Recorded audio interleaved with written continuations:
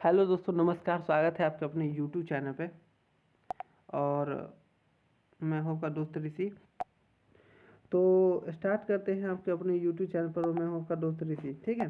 तो देखो, आज के जो है रेलवे के लिए हम स्टार्ट करें। रेलवे का अभी जैसे हाल फिलहाल में ग्रुप डी का जो है वैकेंसी आ चुका है, तो उसके लिए साइंस बहुत इंपॉर्टेंट होता है। तो मैं साइंस अंडरस्टैंड पर अपना साइंस का जो सिलेबस है उसको कवर करने की पूरी कोशिश कर रहा हूँ। तो देखिए, आज का जो हमारा फिजिक्स का पहला जो हमारा चैप्टर है वो है यूनिट एंड डायमेंशन। बिकॉज आप जानते हैं कि जो फिजिक्स है वह कहीं ना कहीं जो स्टडी है वो मेजरमेंट का स्टडी है। कहीं ना कहीं उसमें हम लोग मापते हैं, कोई भी चीज़ को मापते हैं, और मापने के लिए हम मापते हैं, और मापन के ही अध्ययन को हम लोग क्या कहेंगे, फिजिक्स कहेंगे।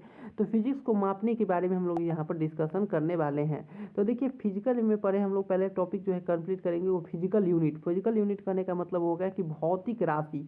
भौतिक राशि कौन सा राशि? भौतिक राशि। भौतिक राशि कहने का मतलब कोई क्या हो गया कि वैसा कोई भी चीज़ जिससे आप लोग क्या कर सकते हैं, मेजर कर सकते हैं। मेजर करने का मतलब हो गया कि जैसे आप माप सकते हैं। जैसे मान के चलिए कि आपको मैं यहाँ से यहाँ तक एक लेंथ दे दूँ, तो इसको आप माप सकते हैं, बता सकते हैं कि 5 मीटर का है, 6 मीटर का है, 10 मीटर का हो गया, 12 मीटर का हो गया। या जाकर आप दुकान पर चीनी लाने के लिए जाते हैं, तो चीनी लाने के लिए कह दीजिए कि 12 केजी चीनी चाहिए, 1 केजी, 2 केजी, 250 ग्राम। तो आप वहाँ पर मेजर कर सकते हैं। तो कोई भी चीज़ जिसको आप मेजर कर सकते हैं वो क्या है, भौतिक राशि है। जैसे लंबाई हो गया, द्रव्यमान हो गया, समय हो गया, तो ये सब क्या है, भौतिक राशि है। लेकिन बताइए, क्या खुशी खुशी मतलब हैप्पीनेस क्या एक भौतिक राशि होगा? नहीं होगा।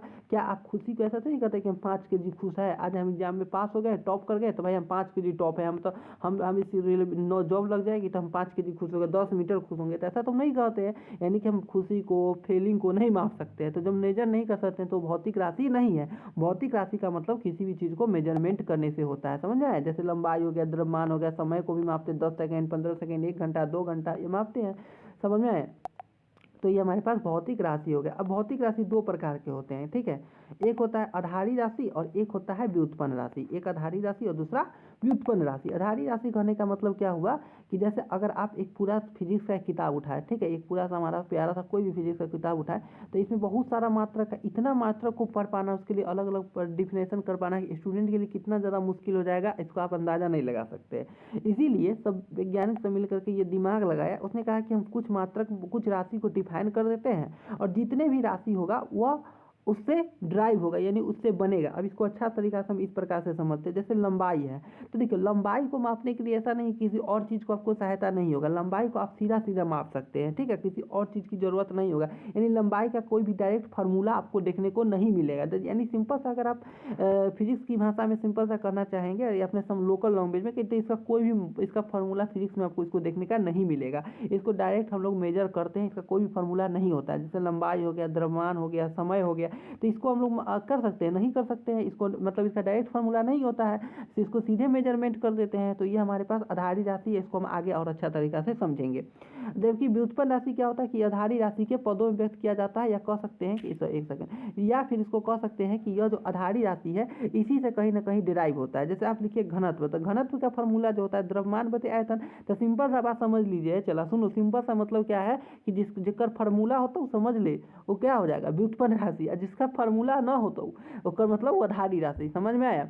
जिसका फार्मूला नहीं होगा वो क्या है, आधारी राशि है। जिसका फार्मूला होगा समझ लो कि सब के सब व्युत्पन्न राशि है, ड्राइव है। व्युत्पन्न मतलब है। जैसे कि तुम लिखता है चाल, तो चाल बराबर फार्मूला कथी होता है, मैथ में पढ़ल होगा, दूरी बटा समय, दूरी बटा समय, दूरी बटा समय। तो दूरी के लिए कथी लिखता है, दूरी बटा समय। तो दूरी बटा समय, तो कहीं ना कहीं दूरी तो रहेगा तब ना, तो दूरी को और समय रहेगा तब ना तुम इसको मापेगा। तो दूरी को यानी कि लंबाई ना दूरी होता है, तो कहीं ना कहीं इससे बना है। जबकि आधारी राशि एकदम नया नया समझ लो। जैसे कि तुम मान के चलो चावल लाया, तो चावल तो और हो गया तुम्हारा, मान के चलो आधारी राशि। चावल तुम्हारा कथी हो गया, आधारी राशि। अब मान के चलो कि तुम बना दिया खीर, तो खीर में चावल सब है, तो इसका मतलब वो व्युत्पन्न है, उसे ड्राइव हुआ, उसे बना है। समझ में आया कि नहीं आया? अब देखिए, अब कहने का मतलब क्या हुआ, जब ये सब हुआ तो देखिए अलग अलग जगह पर अलग अलग मापने की विधि थी, है ना, अलग अलग, जैसे अलग अलग देश में अलग अलग तरीका से मापते थे, है ना। तो उसी प्रकार से तीन गो हम लोग मेनली जो है स्टडी करेंगे यहाँ पर। एक एफपीएस पद्धति, सीजीएस पद्धति और एमकेएस पद्धति। कितने सिस्टम की बात करने वाले हैं, 3 सिस्टम की बात करेंगे। मतलब 3 अलग अलग देश में, 3 अलग अलग देश में जो है अलग अलग मापने की एक पूरी तरीका यहाँ पर लगाया गया था, ठीक है। देखिए, एफपीएस पद्धति में लंबाई के लिए हम लोग फुट लिखते हैं, एफ से फुट, द्रव्यमान के लिए पाउंड लिखते हैं, इस समय से सेकेंड, इस समय को सेकेंड रहता है। सीजीएस मात्रक में लंबाई के लिए क्या लिखेंगे, सेंटीमीटर लिखेंगे, द्रव्यमान के लिए हम लोग क्या लिखेंगे, द्रव्यमान के लिए ग्राम लिखेंगे और समय के लिए सेकेंड ही लिखेंगे। इसी प्रकार से एमकेएस सिस्टम में लंबाई के लिए क्या लिखेंगे, मीटर लिखेंगे, किलोग्राम के लिए हम लोग किलोग्राम, द्रव्यमान के लिए किलोग्राम लिखेंगे और समय के लिए क्या लिखेंगे, सेकेंड लिखेंगे। तो अलग अलग जगह पर मापने की अलग अलग पद्धति जो है हमारे पास यहाँ पर विद्यमान थी। जैसे यहाँ पर लंबाई के लिए मीटर फुट था, अलग अलग जगह पर मापने के लिए अलग अलग प्रकार की विधि थी। देखो एफकेएस पद्धति जो होता है इसको याद रखना, मैं नोट्स में यहाँ पर नहीं लिखा, तो इसको ब्रिटिश पद्धति के नाम से जानते हैं। इसीलिए कभी कभी अपने पुरनका जो दादा दादी होंगे उनसे सुनता हो कि 10 फुट लंबाई, 15 फुट लंबाई, ये क्यों कह रहे हैं, क्योंकि जो ब्रिटिश था तो उसको लंबाई को फुट में मापता था, 5 फुट चलेंगे, 10 फुट चलेंगे। द्रव्यमान को पाउंड में, कहता है कि कितना पाउंड का तुम वजन को फेंक सकते हो, 10 पाउंड का, 15 पाउंड का, 20 पाउंड का, इतना पाउंड के वजन को कहीं ना कहीं तुम कर सकते हो। तो पाउंड को हम लोग, द्रव्यमान को पाउंड में मापते हैं। समय के लिए अगर हम बात करेंगे तो समय को सेकेंड में मापेंगे। तो एक बात याद रखना चला कि जो भी कोई क्वेश्चन पूछेगा ना, क्वेश्चन क्या पूछेगा, जैसे एफपीएस पद्धति में बताइए समय का क्या ऐसा ही मात्रा होगा, समय के किसी भी पद्धति में सेकेंड ही होता है, इस बात को याद रखिएगा। क्वेश्चन किस तरह से पूछेगा, क्वेश्चन पूछेगा कि एमकेएस पद्धति में लंबाई का ऐसा ही मात्रक बता दीजिए, मीटर, तनका दिमाग लगा देगा था और अच्छा से बन जाएगा। सीजीएस है तो सी से सेंटीमीटर ही हो सकता है, समझ में आया, तो इसको बढ़िया से समझ लेना, ठीक है। फिर क्या हुआ कि अलग अलग, अच्छा एक और बात तुम लोग बता देते, अलग अलग जगह पर चूंकि अलग अलग तरीका से विद्यमान था तो ये लोगों में के बीच में एक काओस हो गया, मन में बेईमानी उत्पन्न हो जाता था। जैसे तो समझ चला कि मान के चल कि थोड़ा सा हम लिए एक इतना लोटा लेके, इतना गिलास लेके कि तुम जाओ चीनी लेकर आओ, चीनी तुमसे मांगे, मान के चल तुम इतना चीनी जाके इतना बड़का गिलास में तुमको, तुम्हारा से चीनी मांगने आया, हम तुमको इतना बड़का गिलास में हम तुमको दे दिए, तुम्हारा से चीनी मांगा, हम तुमको इतना बड़ा गिलास में चीनी ला के दे दिए। फिर हमको जरूरत पड़ा तो हम कहे चला चीनी लाओ, और तुम दबंग टाइप के लड़का एकदम कहेगा कि तू कथी करेगा, हम देख लेते हैं, तू कथी कुछ नहीं कर सकता है। तो मान के चलो हम के तुम जी गया, तुम इतनी गो के गिलास में चीनी दे दिया, कहेगा कि बोलबे तो थोड़े मारबो खींच के। तो अब ये बेईमानी हुआ कि नहीं हो गया, बेईमानी हो गया कि भाई मेरे हम दिए तुम्हारा इतना बड़का चीनी और तुम हमारा दे रहा है इतना बड़का चीनी, तो ये बेईमानी हो गया। तो ये बेईमानी से बचने के लिए सब जगह के वैज्ञानिक सब आया, कहाँ पर आया, सब जगह के वैज्ञानिक फ्रांस में एक जगह है पेरिस में, वहाँ पर आया और कहा कि आओ सब आदमी मिल करके एगो डिसाइडे कर लेते हैं कि भाई कैसे मापेंगे। तो कहा कि अब कोई मात्रक नहीं चलेगा, अब कहा कि लंबाई को जो है ना, लंबाई को हम लोग मीटर में मापेंगे, ठीक है, द्रव्यमान को किलोग्राम में मापेंगे, समय को सेकेंड में मापेंगे, तापमान को केल्विन में मापेंगे, ठीक है, धारा को एम्पियर में मापेंगे, उसी प्रकार से ज्योति तीव्रता को कैंडेला में मापेंगे और पदार्थ की मात्रा को मोल में मापेंगे, ठीक है। तो कहने का मतलब क्या हुआ कि सभी एक जगह पर बैठे और बैठ करके क्या किया, डिसाइड कर लिया और कितने मात्रकों को परिभाषित किए, 7 गो आधारी राशि को परिभाषित किए, आधारी मात्रक को परिभाषित किए, आधारी राशि को जिसमें व्यक्त करते तो 7 गो आधारी राशि है। और दूसरा बात ये समझ लो चला कि पहले बताया था ना कि व्युत्पन्न राशि जो होता है वो आधारी राशि से बनता है, एक कोई फार्मूला एक सके डायरेक्ट फार्मूला नहीं होता, इसलिए इसको मूल राशि कहते हैं। अब बताओ कि जो मूल राशि होता है कर सके कोई फार्मूला नहीं होता। फिजिक्स में जितना फार्मूला बनेगा, फिजिक्स में जितना भी फार्मूला मेरे भाई चेला बनेगा वह कहीं ना कहीं तुमको इन्हीं सब से मिल करके देखने को मिलेगा, समझ में आया। मतलब कुछ भी फिजिक्स में जितना फार्मूला बनता ना, समझ एक से बनता हूँ, समझ ले, तो यह से बने वाला है, तो इसका कोई मतलब नहीं है। तो अब इसका मतलब ये होगा कि समझ लो कि फिजिक्स का ABCD है, तो इसको याद रखना। लंबाई का ऐसा ही मात्रा क्या होता है, मीटर, द्रव्यमान का क्या होगा चला किलोग्राम, समय का ऐसा ही मात्रा मीटर सेकेंड, तापमान को हम लोग केल्विन में मापेंगे, धारा को एम्पियर में मापेंगे, धारा का ऐसा ही मात्रक एम्पियर, ज्योति तीव्रता कैंडेला, ज्योति तीव्रता जो जैसे लाइट होता है ना, इसको जलता है उसको हम लोग मापते हैं। पदार्थ की मात्रा मोल, अभी पदार्थ की मात्रा मोल है, मोल के बारे में थोड़ा सा समझ में नहीं आता होगा तो नीचे डिस्कशन में हम लिंक दे रहा है, उसको देख लेना, उसमें समझ आ रही है कि मोल क्या होता है, पूरा कॉन्सेप्ट है। अब मोल कॉन्सेप्ट पूरा चैप्टरे है जिसमें बड़ा क्वेश्चन आता है, तो केमिस्ट्री का नीचे हम लिंक दे ले है, तुम देख लेना उसमें, ठीक है। लंबाई कैसा ही मात्रक चला मीटर, द्रव्यमान का इसको किलोग्राम को केजी में लिखेंगे, समय को सेकंड में लिखेंगे, उसके केल्विन को के में लिखेंगे, एम्पियर का अति संकेत ये होता है, समझ, कैंडेला का सीधी पदार्थ के मोल को मोल, तो इसका ही संकेत होता है, समझ में आया। अभी बीमा क्या होता है, तो बीमा बाप रे बाप बहुत क्वेश्चन पूछता है, NTPC का भी एग्जाम हुआ उसमें हर सेट में क्वेश्चन लगभग आयल था, बहुत ज़्यादा क्वेश्चन पूछता है। अब लंबाई के लिए L लिखेंगे बीमा, द्रव्यमान के लिए M लिखेंगे, समय के लिए T लिखेंगे, उसी प्रकार से बीमा होता है, समझ में आया। तो इस प्रकार से 7 गो बीमा होता है, इस बात को याद रखिएगा, इस बीमा को आप लोग अच्छा तरीका से पढ़िएगा, ठीक है। तो अभी आप लोग अब नेक्स्ट टॉपिक पर हम लोग आते हैं, देखिए यहाँ पर देखिए तो ये बीमा हो गया। अब देखो बीमा के बाद हम लोग का क्या हुआ कि दूगो पूरक मात्रक को भी डिफाइन किया गया। कौन कौन? एगो समतल कोण है, एगो घन कोण। समतल कोण क्या होता है? जैसे एगो चला समझ लो कि सर्किल है, ठीक है, ये सर्किल है, समझ लो। समतल कोण को बड़ा अच्छा से समझा रहे हैं। सर्किल है, और सर्किल के द्वारा, हालांकि तुम लोग पढ़ा होगा, मैं ही पढ़ा होगा तो हम बता दें, मैथ में तो तुम लोग एकदम गर्दा उड़ाते ही हैं, ठीक है। अब यहाँ पर देखो ये तुम्हारा केंद्र हो गया, केंद्र से यहाँ तक हो जाएगा, तो ये दोनों क्या, इसको क्या कहेंगे? त्रिज्या कहेंगे।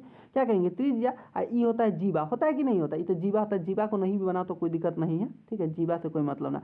यहाँ पर जो दोनों एंगल के बीच में, दोनों एंगल के बीच में थीटा कोण बना। इस थीटा कोण को मेजरमेंट किसमें करेंगे? रेडियन में करेंगे। इसी को कहते हैं समतल कोण। क्या कहते हैं बेटा? समतल कोण। समतल कोण समझ में आया? समतल कोण क्या होता है? ऐसे कोई दिक्कत यहाँ पर नहीं होना चाहिए। घन कोण कथी होता है समझ लो। जैसे तुम एगो तरबुज्जा लो, और उसमें से एगो पीस निकाल करके, जैसे पूरा तरबुज्जा समझो, एगो पीस ऊपर से निकालेगा। अब इसको मैं फीलिंग नहीं अगर समझ में आता होगा तो नीचे कमेंट करना, इसका शॉर्ट बना देंगे कि कैसे होगा। बस उसको अंदर में जाकर के जब हम कोण निकालेंगे ना, केंद्र में जाकर के जब कोण निकालेंगे, ऊपर से 3D में जाकर के जब हम कोण निकालते हैं तो उसको हमारे पास स्टेडियन बनता है। क्या बनता है? चला स्टेडियन बनता है। इस बात को आप याद रखिए।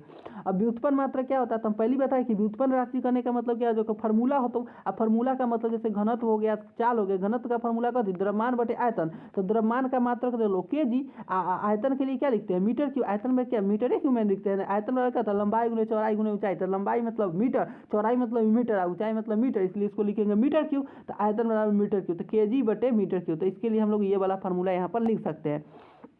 चाल भी उसी प्रकार से देखो, चाल बटा का फार्मूला कथी होता है? दूरी बटा समय।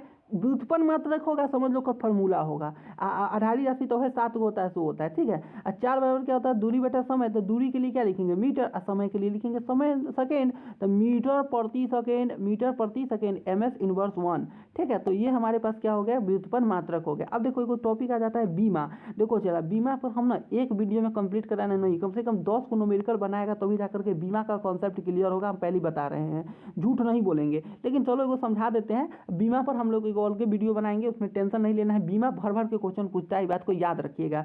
देखिए चाल में क्या लिख सकता है? चला तो मीटर प्रति सेकंड। तो मीटर में क्या देखो, मीटर के लिए हम लोग क्या लिखते हैं? देखो मीटर के लिए देखो यहाँ पर समझ लो, जैसे मैं तुमको पिछले क्लास में जो मतलब पिछले स्लाइड में जो पढ़ाया था, देखो यहाँ पर समझो। पहले चाल के लिए पहले फार्मूला लिख देना। फार्मूला लिख दिया। फार्मूला में देखो दूरी के लिए बीमा क्या होता है? दूरी के लिए बीमा एल होता है, पिछले में देख लो। और समय के लिए लिखेंगे टी। समय के लिए, दूरी का लिए बीमा क्या हो गया? चला एल, और समय के लिए टी हो गया। तो एल टी, और एल को एल लिखेंगे, और टी के डायरेक्ट ऊपर में समझ लो। जब कोई भी चीज़ नीचे रहता है ना, ऊपर जाता है तो -1। यहाँ पर अगर -2 होता तो ऊपर जाके -2 हो जाता है, समझ में आया? तो चूंकि दूरी के लिए फिर से लिख देते हैं, दूरी के लिए एल, समय के लिए टी, और ऊपर पावर नहीं कुछ होता, एक है, ऊपर जाके -1। तो एल टी इनवर्स, ये क्या हो गया? बीमा हो गया। इस पर मेरे को पूरा क्लास बना देंगे, ठीक है।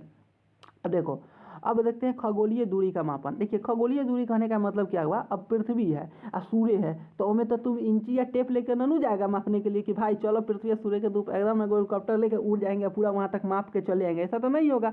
तो कहने का मतलब उसको मापिएगा ना कुछ में जी, तो उसको मापने के लिए हम लोग कहते हैं खगोलीय दूरी का मापन। खगोलीय दूरी कैसे मापेंगे? तो देखिए 1 प्रकाश वर्ष बराबर होता है 9.46 × 10⁻7 मीटर, ये 15 मीटर। ये कैसे आता है? देखो 1 प्रकाश वर्ष कहने का मतलब हुआ कि प्रकाश द्वारा 1 वर्ष में जितना दूरी चलेगा उसी को क्या कहेंगे? प्रकाश वर्ष कहेंगे। जैसे प्रकाश 1 वर्ष में कितना दिन होता है? 365 दिन होता है।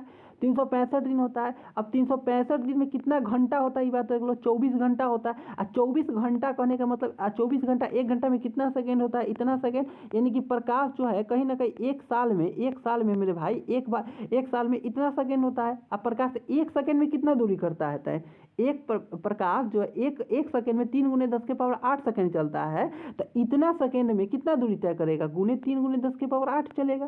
सिंपल सी बात है ना भाई। हम कह रहे हैं कि प्रकाश जो है 1 सेकेंड में 3 × 10⁸ मीटर प्रति सेकेंड चलता है। 1 सेकेंड में प्रकाश 3 × 10⁸ सेकेंड चल जाता है, 10⁸ मीटर चल जाता है 1 सेकेंड में। तो कहने